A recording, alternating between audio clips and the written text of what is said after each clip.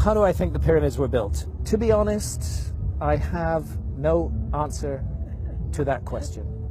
And anybody who tells you that he or she knows how the pyramids were built are not telling the truth, because we don't know. We don't know.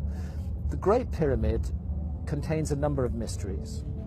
The Great Pyramid, first of all, is very big. The Great Pyramid weighs 6 million tons. We can calculate that from its mass. It weighs 6 million tons. Its footprint is 13 acres. It's more than 750 feet along each side. It's 481 feet tall.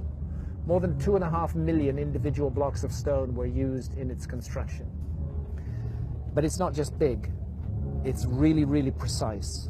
The Great Pyramid is locked in to the cardinal dimensions of our planet. The Great Pyramid is targeted on true north, within 3/60ths of a single degree.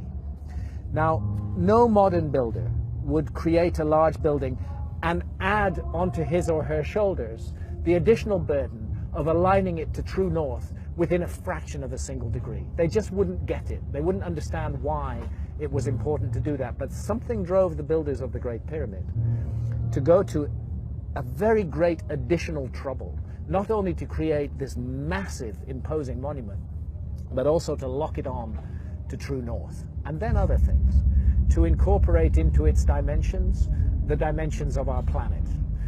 I don't want to get too numerical or possibly even boring here, but if you take the height of the Great Pyramid and multiply it by 43,200, you get the polar radius of the Earth. And if you measure the base perimeter of the Great Pyramid accurately and multiply that measurement by 43,200, you get the equatorial circumference of the Earth. In other words, for thousands of years, through times, through dark ages, when human beings didn't even know they lived on a planet, never mind its dimensions, that monument has encoded and speaks out the dimensions of our planet on a scale of 1 to 43,200. And the scale is not random. The number 43,200 is derived from a key motion of the Earth, which is called the precession of the Earth's axis. The Earth wobbles on its axis very slowly at the rate of 1 degree every 72 years. And 43,200 is a multiple of 72. In fact, I think it's 600 times 72, but I need to double check that. But it's a multiple of 72. Check it out. So they've given us the dimensions of our planet on a scale defined by the planet itself. And that's an incredibly clever thing to do. How on earth did they do it? Where did that knowledge come from? This is why I'm forced to consider the possibility of a lost civilization in the human story. This is a work of almost, but not quite, space-age precision. It contains errors, but they are human errors for sure, but they're very tiny. The great precision, great skill, great craft. Some people will say to you, oh, the Great Pyramid was built by slaves. That is utter bullshit. No slaves were ever involved in the construction of the Great Pyramid. As far as I know, there were no slaves in Old Kingdom Egypt whatsoever. The Great Pyramid, I've climbed it 5 times. I've been in every known chamber in the Great Pyramid. It is a work of stunning artistic achievement. You're looking at the work of masters of architecture at the peak of their skill.